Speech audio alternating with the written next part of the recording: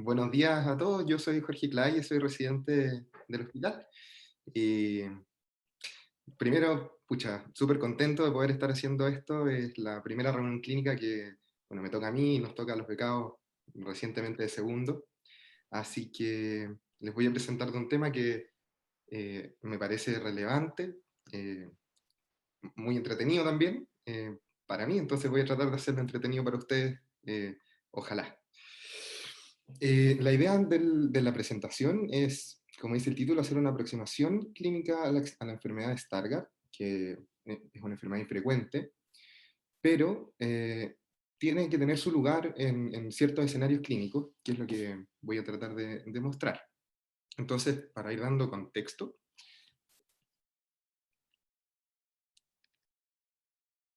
la enfermedad de Stargardt está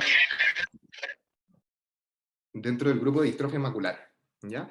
El grupo de las distrofias maculares, en realidad, si bien está casi definido históricamente, están ahí ciertas patologías, quizás es un concepto que ha ido sufriendo a través del tiempo.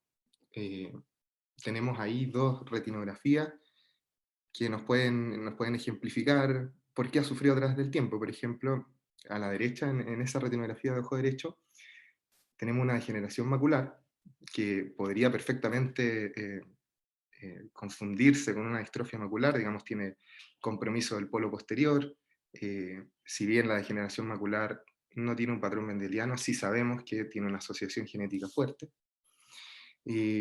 O por otro lado, tenemos enfermedades que son genéticas, mendelianas, como la retinografía del otro lado, del ojo izquierdo, en que aparentemente al fondo de ojo en el polo posterior no hay nada, y sin embargo, con otras modalidades de imagen, podemos ver acá, en este caso particular de hipoplasia foveal, eh, bueno, ahí la disminución de la depresión foveal, sí resulta una distrofia, digamos, una condición que está desde el principio de la vida del paciente, y sin embargo no está dentro del grupo de las distrofias maculares. Entonces, este, este grupo que vamos a ir desarrollando son enfermedades en general confinadas al ojo, en general que tienen un patrón mendeliano, un patrón genético más clásico, y tienen hallazgos a la biomicroscopía siempre. O sea, está afectada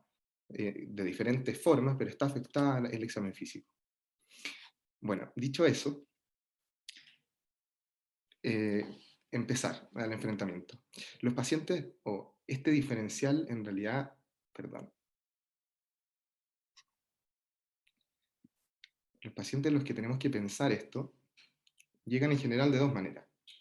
Son pacientes que no corrigen con la prueba subjetiva de lente, que consultan porque están viendo mal, o son pacientes que se derivan por fondo de ojo alterado.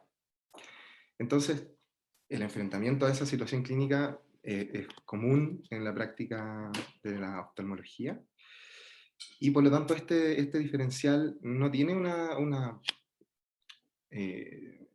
no tiene una prevalencia tan alta, ¿ya?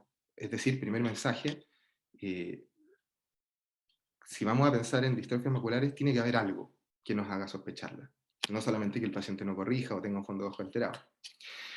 Hay al menos dos síntomas que son bien característicos para irnos acercando, y esos síntomas son la nictalopia, o sea, la disminución de la visión en condiciones de baja luz, y la fotofobia, también bien marcada en estos pacientes. Entonces es importante, para que aparezca dentro del árbol de diferenciales, tratar de encontrar algún síntoma sugerente. Otra cosa que puede hacer aparecer en la lista de diferenciales una distrofia macular tiene que ver con los antecedentes. Los antecedentes son muy importantes en el sentido de que la mayoría de las distrofias maculares son enfermedades autosómicas dominantes, entonces van a estar presentes en la familia de alguna manera. El problema con eso es que en las distrofias hay dos conceptos de genética que hacen difícil el acercamiento a la genealogía, porque la penetrancia, o sea, el hecho de que los pacientes con la mutación tengan signos clínicos es variable, y expresión de la mutación, en caso de que esté, también es variable. Entonces, tenemos un gen alterado y diversas formas en las que se expresa el gen.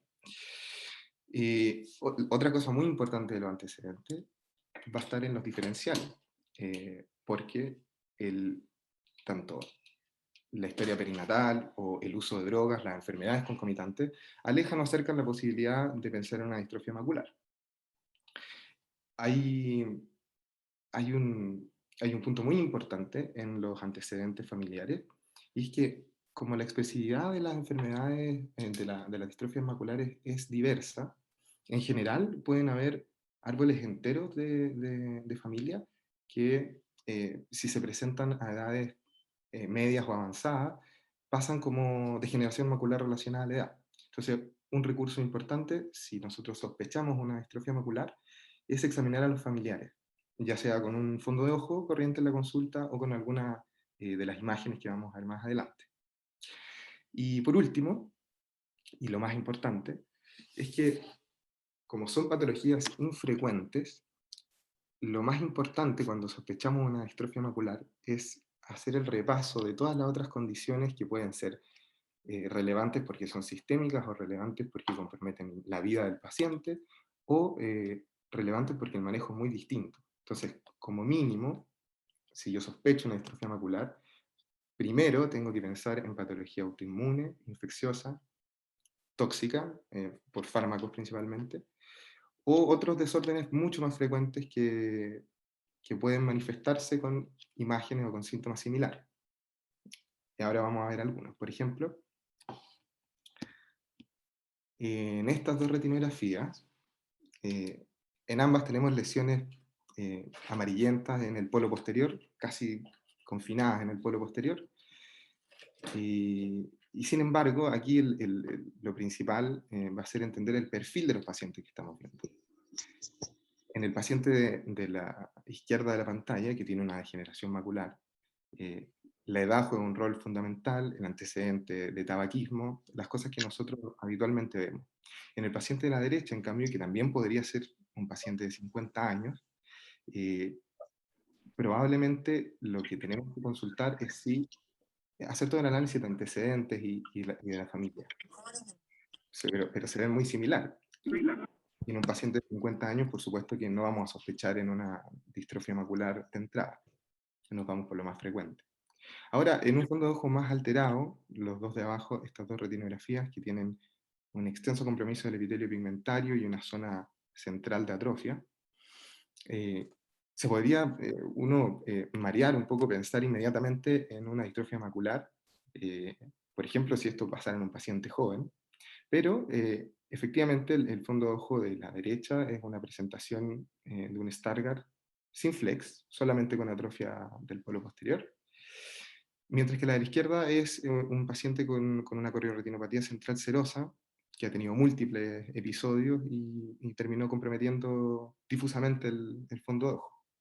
Entonces, por supuesto que resulta relevante pensar primero en una corioretinopatía central serosa más frecuente que en una distrofia macular. Algo muy relevante, si nosotros estamos llegando a este punto de sospechar distrofia macular, es la simetría. La simetría como elemento semiológico es fundamental porque en general las distrofias maculares, igual que podría ser la patología autoinmune o la degeneración macular relacionada con la edad, son simétricas, perdón, son bilaterales, pero las distrofias maculares son en general simétricas. Entonces aquí en las dos retinografías que tenemos, arriba un paciente con Stargardt, abajo una paciente joven con una coroiditis multifocal. En la retinografía del otro ojo podemos ver cómo el paciente con Stargardt tiene confinado en el mismo sitio las lesiones, del mismo aspecto, el mismo número, mientras que la paciente de la coroiditis multifocal, si bien podemos decir que tiene lesiones en el polo posterior, como mínimo podemos decir que es menos el compromiso. Muy importante para el diferencial. Y por último, algo que nos toca ver harto en el hospital, frente a este hallazgo característico de la autofluorescencia, tenemos que decir que la maculopatía en ojo de buey es el estado final de varios compromisos retinales. Entonces, si nosotros tenemos un paciente relativamente joven, 40, 35 años, y nos encontramos en primera instancia con este examen, súper importante preguntar por el uso de droga. Probablemente en el hospital lo más común sea el uso de hidroxicloroquina por alguna de las tantas enfermedades autoinmunes que nos toca revisar. Y por lo tanto, no hay que seguir un esquema diagnóstico de distrofia macular si tenemos ese antecedente bien recabado en la historia, ¿ya? Y finalizando en realidad el tema de los diferenciales, el, el compromiso de las distrofias maculares, si es que ya fuimos decantando hasta esa idea, puede estar bien disociado del compromiso de la agudeza visual. En general, las maculopatías, perdón, las distrofias que son autosómicas dominantes, como el BEST, tienen un fondo de ojo muy alterado, con un polo posterior muy comprometido, y sin embargo tienen visiones buenas para el nivel de compromiso que se ve. A diferencia, por ejemplo, del Stargardt, que puede tener solamente los flex periféricos, pero tener un profundo compromiso de la agudeza visual. Eso es importante para las diferenciales. Entonces, para cerrar este tema, no, se tiene que presentar frente a los pacientes que no corrigen con la prueba subjetiva o el fondo de ojos alterados, pero siempre priorizando otra etiología y siempre teniendo en cuenta que las presentaciones, es como un corolario muy antiguo de la medicina, siempre las presentaciones atípicas de las enfermedades comunes son mucho más frecuentes que una presentación clásica de algo infrecuente. Entonces, una imagen típica de Stargardt igual es menos frecuente que una imagen atípica de una degeneración macular. Eso como mensaje de esa parte. Bueno, y entrando al Stargardt en sí, importante hablar de él porque es la distrofia macular más frecuente. Entonces, si vamos a pensar en este diferencial, hay que pensar en Stargardt. Importante también porque es una patología que sigue un patrón autosómico recesivo y sin embargo es la distrofia macular más frecuente, es decir, las alteraciones del gen tienen que ser muy prevalentes en la población para que una enfermedad recesiva tenga esta frecuencia. Y otra cosa importante, porque se nos puede presentar clínicamente de forma diferente, son los pics de incidencia que tienen. En Stargardt uno se puede presentar a edades tempranas, en un contexto pediátrico, o perfectamente en la edad media de la vida. Entonces, hay que tener presente que los pacientes que se presentan de forma más tardía tienen un curso mucho menos, tienen un curso mucho más benigno de la enfermedad, y puede eso demorar el diagnóstico. Ahora, la enfermedad de Stargardt en general, lo más frecuente es que se presente como disminución de agudeza visual, indolora, progresiva y bilateral, ¿ya? Y en ese sentido, hay que tener presente que es una enfermedad que afecta a la población cuando está en edad laboral, ¿ya? En este estudio, que es un estudio más o menos antiguo, es un estudio de un país primermundista, tiene relevancia para nosotros porque se supone que el viraje epidemiológico de Chile va hacia allá. Las personas en edad laboral, imagínense, en la década hasta el 2000, ganaba por lejos como prevalencia de ceguera certificada la retinopatía diabética, aún en edad laboral.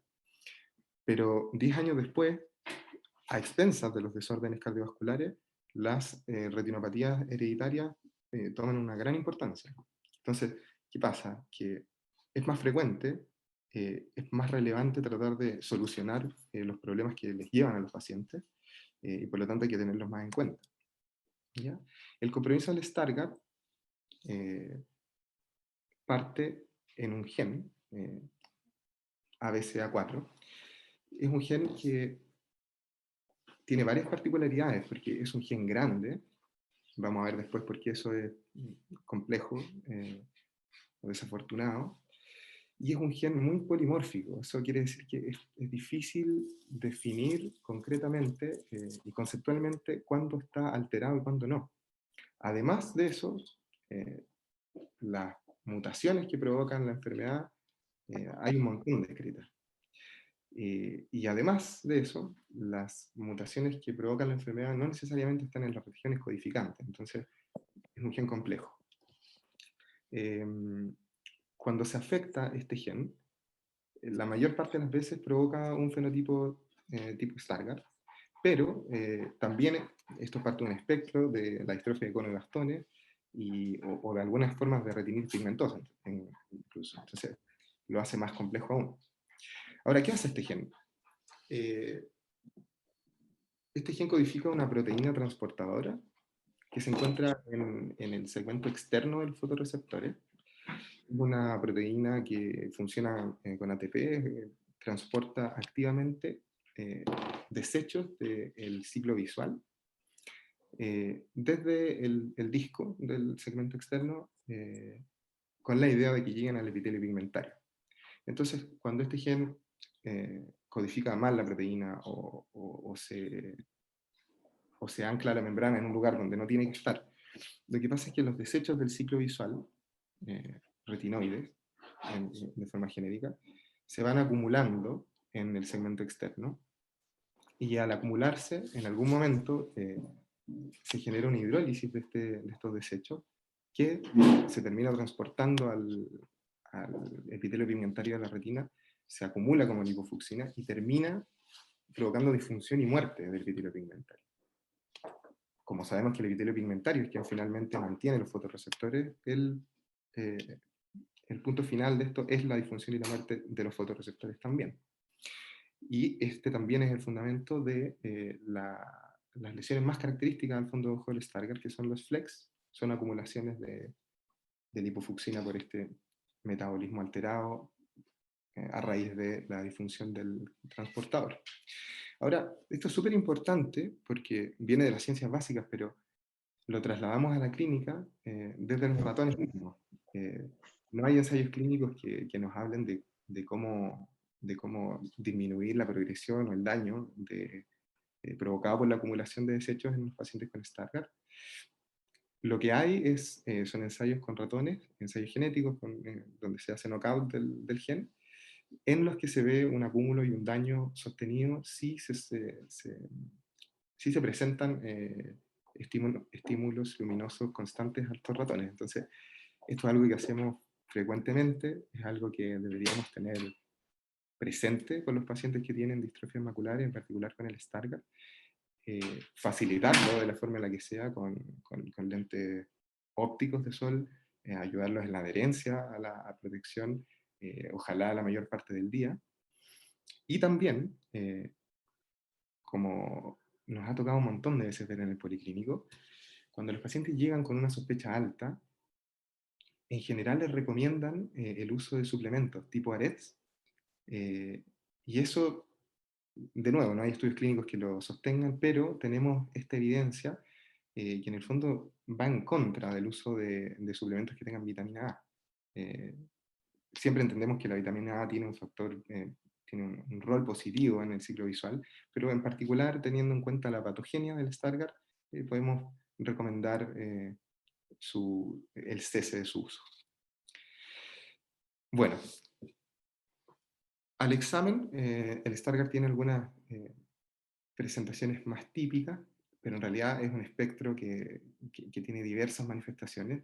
Lo más clásico, la lesión más clásica, son estas lesiones blanquecinas, amarillentas, de alguna manera alargadas, a diferencia de las drusas de la degeneración macular, que corresponden a cúmulos de lipofucsina, y a veces, como podemos ver acá a la izquierda de la pantalla, a veces forman ángulos y se ven como colitas de pescado, que es como la definición más clásica.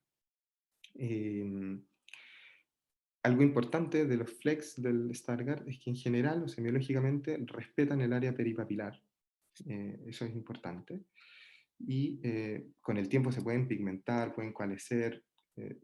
Vemos a la derecha un paciente que tiene una extensa zona de atrofia del polo posterior y tiene, cierto, algunos flex pigmentados. Entremos entonces a los recursos complementarios que tenemos cuando estamos ya en tierra firme sospechando un Stargardt. Quizá históricamente lo más clásico fue la descripción de los hallazgos de la angiografía con fluoresceína.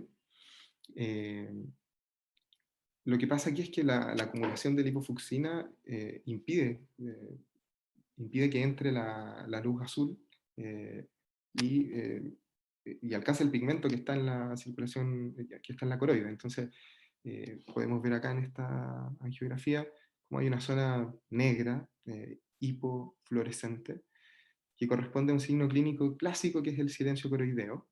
Eh, quizá actualmente es algo más de los libros, porque vamos a ver que la angiografía de alguna manera está en desuso, pero los hallazgos clásicos son este defecto en ventana que tiene que ver con la atrofia del epitelio pigmentario a nivel del polo posterior, y también, por supuesto, ver cómo ausencia de lesiones en el área peripapilar. Justo este paciente tiene los flex bastante centrales, pero en general son hiperfluorescentes. Entonces, a raíz, basado en los mismos estudios con ratones y el daño que provoca la exposición a la luz, la verdad es que esto no está tan recomendado hacer ni diagnóstico ni seguimiento de Stargardt con angiografía con fluoresceína. Incluso la autofluorescencia eh, es mejor, hay protocolos de baja luminiscencia o de poco tiempo, otros parámetros que se modifican para provocar el menor daño posible con el examen. Pero en general este es el examen que uno podría pedir sospechando un Stargardt. En la autofluorescencia podemos ver varios patrones. Aquí estas son fotos de pacientes que se siguen en el Policlínico de Oculogenética. Y traté de seleccionar aquellos característicos de los hallazgos más clásicos. Y en el ojo derecho, un extenso compromiso central que tiene un área algo más hiperautofluorescente y tiene estas lesiones hiperautofluorescentes también en la periferia. ¿Ya? Ese paciente tiene una muy mala agudeza visual e incluso se ha estudiado el rol de la autofluorescencia como pronóstico, que es muy importante en estos pacientes. Siempre tienen la duda, la pregunta de si van a quedar unos ciegos y eso es difícil de evaluar. Y la verdad es que en particular con la autofluorescencia y con el OCT no es tan fácil hacer predicciones de pronóstico, quizás sea a nivel de estudios, pero no en lo clínico. En el ojo izquierdo vemos un paciente que tiene muchos flex en la autofluorescencia, con un área central de hipoautofluorescencia y otra área parafoveal también, tiene compromiso parafoveal y se ve muy bien el respeto peripapilar, ¿no? Como este paciente tiene muchas lesiones, se alcanza a ver muy bien ese signo. Y aquí hay otro paciente que tiene también muy marcada una zona de atrofia enorme. Podría confundirse con un montón de maculopatía, la verdad. Este paciente es muy joven, tiene 25 años y un Stargardt. Otra imagen importante es el OCT. Eh, el OCT puede mostrar pérdida del segmento externo retinal, de las capas externas, o atrofia del epitelio pigmentario de forma bien precoz.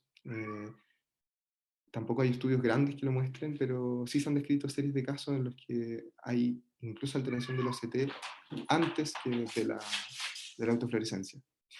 Y respecto al pronóstico que les había contado también, se ha estudiado el rol pronóstico del OCT y se encontró una correlación entre el grosor macular central y la agudeza visual de los pacientes con Stargardt. En ese sentido se podría replicar ese esquema. Entonces, bueno, las imágenes sirven de apoyo diagnóstico, sirven de pronóstico en el sentido en el que uno puede quizás estadificar, ver qué tan dañado está actualmente el paciente. Importante preferir la autofluorescencia sobre la angiografía, por el daño que habíamos comentado. Y también entender que estos pacientes, como habíamos dicho al principio, les molesta mucho la luz, tienen mucha fotofobia. La verdad es que los exámenes en general no cambian el manejo de forma frecuente. Entonces, bajar un poquito el umbral, bajar un poco la frecuencia con la que se solicitan estos exámenes de control es útil. Es más cómodo para los pacientes y la verdad es que contribuyen a una buena práctica clínica. Otro punto importante en el que no me quiero detener mucho en lo técnico, pero sí resulta relevante por varias razones, es la electrofisiología en la enfermedad de Stargardt. Importante porque es un muy buen ejemplo de cómo un estudio descriptivo que genera patrones de resultados en exámenes termina trasladándose a la clínica y siendo útil. Eh, eh, este grupo, que finalmente se demoró casi 10 años en publicar estos resultados, tomó el electroretinograma de campo completo, patrón y multifocal, lo analizó, distribuyó a los pacientes y en principio pensó en utilizar esta clasificación de si la disfunción estaba confinada a la mácula o si afectaba también los conos o conos y bastones, como una estadificación del Stargardt. Y luego se saltaron a un estudio prospectivo, donde en realidad se dieron cuenta que tenía un rol pronóstico, que en realidad eran grupos más que estadios.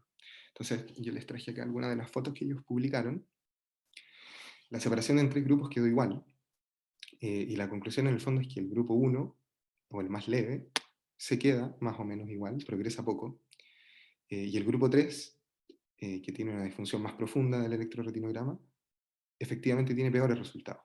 Y hay un grupo 2 intermedio que progresa un poco más, pero no tanto como el 3, y tiene una disfunción intermedia también, quizás un poco de menor valor. Y además, esta clasificación electrofisiológica tiene relación con la agudeza visual de los pacientes. Entonces, quizás la electrofisiología sea el mejor elemento pronóstico al momento de aconsejar a los pacientes, conversar con ellos sobre lo que les está pasando. El testeo genético en Stargardt se podrán imaginar que es complejo por todas las cosas que habíamos comentado sobre el gen. Eh, Tanto el polimorfismo como el hecho de que sea muy grande hacen difícil y quizá poco útil como una primera aproximación, de pronto haciendo el paralelismo con enfermedades inflamatorias, no sé, pedir un antígeno HLA-27 en un paciente con uveitis anterior tiene muchísimo sentido, es útil de varias formas. El testeo genético, si bien no tiene tan malos resultados, es poco disponible, eh, y sin embargo es fundamental para poder seguir avanzando en el conocimiento y en el manejo del Stargardt. Entonces, el testeo genético como mensaje tiene más utilidad para ir haciendo grupos de pacientes, como ha pasado en otras enfermedades, quizás en Leber, lograr quizás en algún momento definir un subgrupo que sea particularmente respondedor a alguna terapia nueva, así que tiene ese rol muy importante, pero alejado quizá de la clínica. Y en esa misma línea, quería compartirles dos intervenciones muy interesantes, novedosas quizá, aunque ya tienen varios años, en Stargardt, que de alguna manera hacen confluir conocimiento de mucho tiempo, que se ha desarrollado muy rápido.